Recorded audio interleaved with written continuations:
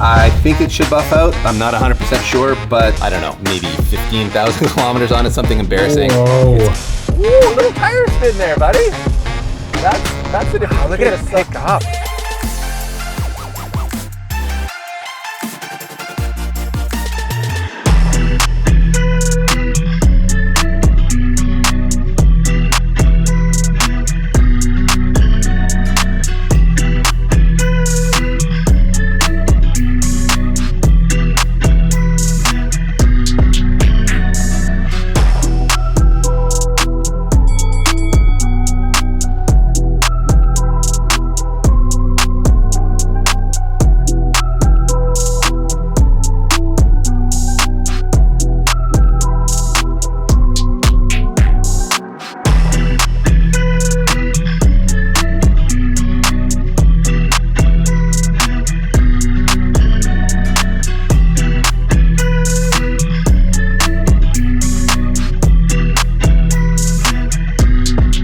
Welcome to this long-term update on my 2005 Lexus LS430, lovingly known as the Flexus. And of course, if you don't know this car, first of all, go back and watch the build series on it because we did a very detailed build on it, including supercharging it with a FORD Mustang Supercharger using that Elate manufacturing adapter plate, and we built a custom intake. We did a whole bunch of cool stuff related to supercharging it. It was actually remarkably simple and very easy to tune.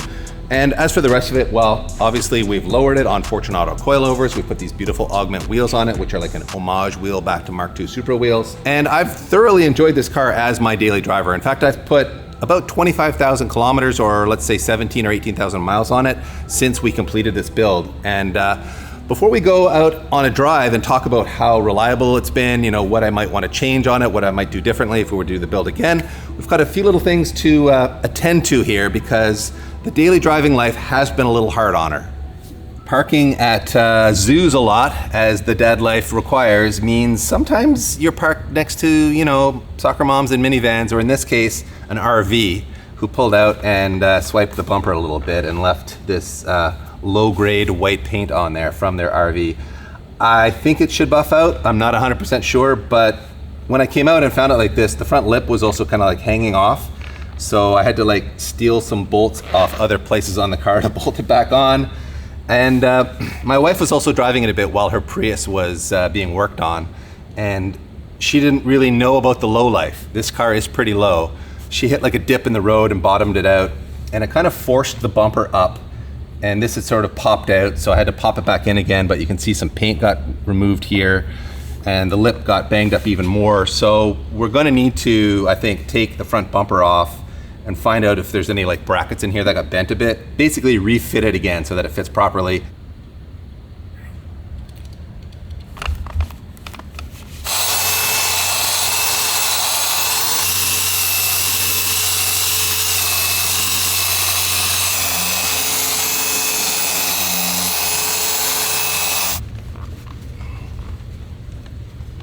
Well, that came out pretty good, didn't it? It's not perfect. There's still like a tiny hint of, I don't know if that's paint or just like cracking in the Lexus paint, but all in all, it looks much better. Well, we've popped the wheel well liner out of here so we get a better look at what's going on. And there are two bolts that hold this upper part of the bumper to the fender.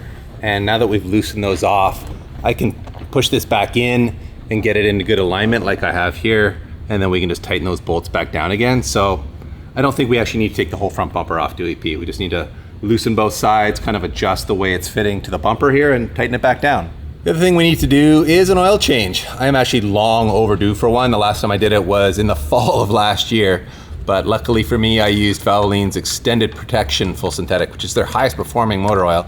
Still, this is gonna have, I don't know, maybe 15,000 kilometers on it, something embarrassing. Whoa. It's gonna be black and watery. That is so bad. Yeah, it's abusive, but thankfully, Valvoline is 24 times stronger against water contamination. So that means the oil and the water won't separate and you won't be sending just water to your bearings and other surfaces that need to be lubricated. So this emulsion will protect your engine because it doesn't allow that kind of separation to happen. And of course, to fill it back up, we are sticking with the same premium full synthetic from Valvoline. This is Extended Protection, their top performing full synthetic motor oil. And if you're a bit of a numpty like me and leave your oil changes too long, you probably want to invest in extended protection because it has the most advanced additive package to protect your engine while you're being a neglectful owner.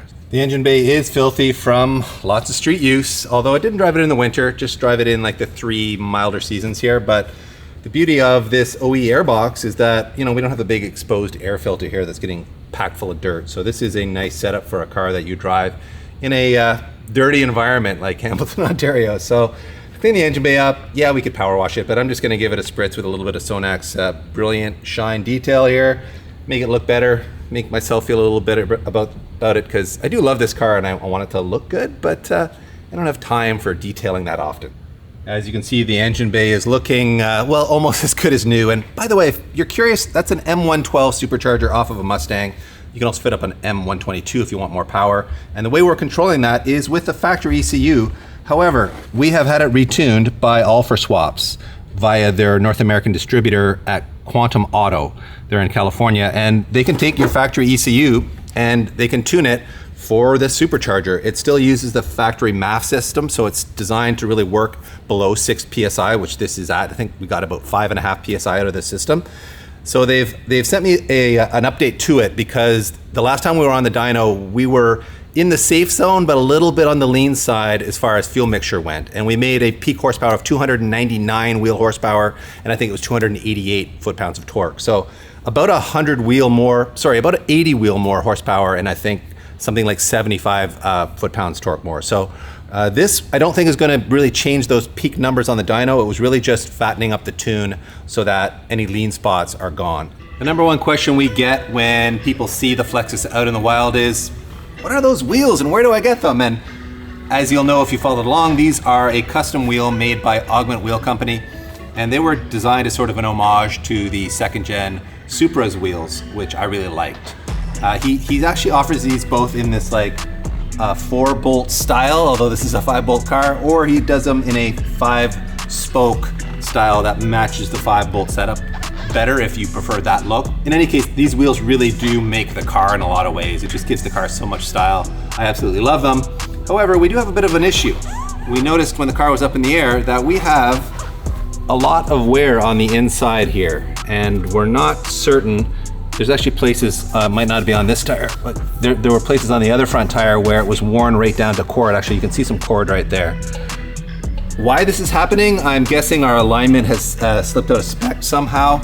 I don't think it's from camber, because we don't have an excessive amount of camber in this car, even though it's quite low. We put an adjustable upper arm so that we didn't have too much camber in it. So I'm guessing this is a toe issue. These are gonna come off the car. I've got to replace these tires. And in the meantime, we have this other setup right here, which is the OEM wheel, which we had quickly powder coated, and we threw on a set of all-season Continentals. These are the Pure Contact LS, and how could I resist an all-season tire with LS in it, considering this is an LS430? So I wanted to have a setup where I could use this car in a pinch in the winter or late fall, early spring, and also a way to add some ride comfort if that's really something I decide I want, because it is an 18-inch wheel, so I have more sidewall, and being an all-season tire, it'll have more squish. And we should mention also that Continental has a $110 rebate on a whole bunch of tires this month in June, including this Pure Contact LS, as well as a bunch of their other all-season tires, including the DWS 06 Plus, which is like their high-performance all-season tire, as well as the Extreme Contact Sport 02s, which is their highest performing summer tire. So if you need an all-season tire or a summer tire, now's the time. You will get a $110 prepaid Visa back when you buy a set of Continental tires.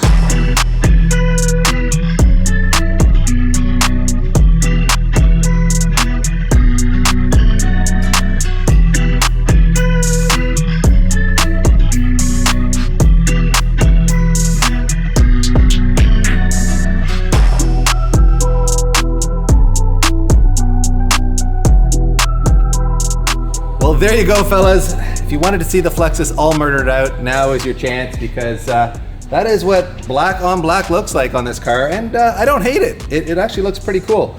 To me, it's not nearly as cool as those custom wheels, obviously, but these 5-spoke, I think they're called sport wheels, are actually quite a nice design. And if you're wondering why they look so like orange peely, that's because, well, if you go back to the series when we first bought this car, these wheels were coated multiple times in like a hammer tone finish, and then someone plastic dipped over top of them, and then when we peeled that all off underneath, you could see the wheels were like really badly corroded. So these are just kind of garbage wheels, to be honest. And the center caps, I forgot at the powder coaters. So and the chrome lug nuts, if you don't like those, well, that's just because you're not looking at the whole picture and seeing the chrome down the side of the doors and the chrome detail on the front. I mean, the chrome just, it complements it all. I think you have to agree once you stand back and take it all in. Welcome to the mean streets of Stony Creek, everybody, where dodging potholes and smashing, bumps is part of life here. But part of our video routine now. Yes, this is one of our most used roads here, and it is smoother on these all-season tires. There is more compliance, which makes sense. More sidewall, more squish. So you are making a trade-off when you go to a low-profile, high-performance tire. And I don't think that's a surprise to anybody. No, of course You know you're not. making that trade-off, but we now can feel that trade-off. Feels almost like stock, but with a little bit stiffer springs. Yeah, and I think that's a pretty fair description of these Fortunato coilovers, isn't it? It rides remarkably compliant. It's not harsh. It doesn't crash over bumps the way some coilover systems do. So the ride quality has been very, very good. I think the only knock I could offer is over really high speed compressions, like sudden seams, like risers in it. It does sort of like crash over those a little bit harshly. But I bet you with these tires, it wouldn't as bad. Yeah, it'll definitely dampen it. So I guess a lot of people are wondering too, you've now put 25,000 kilometers, 18,000-ish miles. Yeah.